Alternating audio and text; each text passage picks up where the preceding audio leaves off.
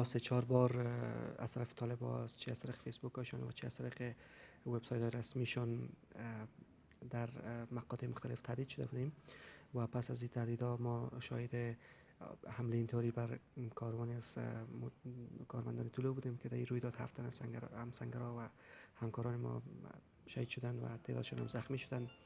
بعد با همین مسئله و تهدیدات به همه طالبان در واقع فشارهای روانی شدید بر ما وارد کرد و این مسئله شد که ما مجبور شدیم از سر ناگزیری و ناخواسته از کشور فرار کنیم. وقتی به یک کشور دیگه برای پناهندگی رفتی چی شد که بالاخره اونجا نموندی؟ وضعیت اونجا چه رقم بود؟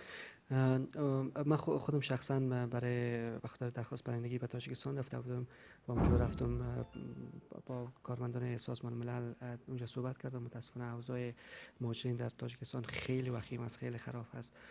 تقریبا اونها از تمام حقوق انسانی خود محروم هستند و همین مسئله شد که ما پس بیایم به افغانستان و تمام خطرها را به جان بخوریم، ولی شرایط تاجیکستان به حدی بود که من نتونستم اونجا زندگی کنم. و حال زندگی در اینجا چه رقم است؟ راضی هستی یا بازم تصمیم داری که مهاجرت بکنی؟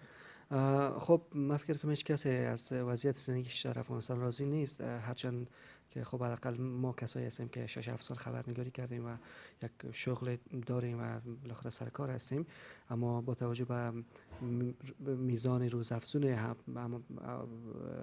نامنی ها و یک شخصا خود من که هزاره هستم، من فکر کنم که من خودم شخصا به این باور هستم که آینده در این کشور ندارم و احتمالاً اگر یک فرصت کدام وقت یک فرصت خیلی خوبه که به شکل قانونی پیدا شود ممکنه ما بازم بخوایم به کشور دیگه پناهنده شوم، ولی زیاد مطمئن نیستم برای فعلا.